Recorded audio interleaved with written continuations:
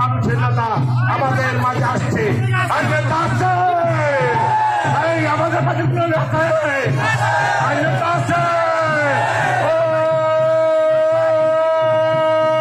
সেই নেতা আমান ভাই তালি হবে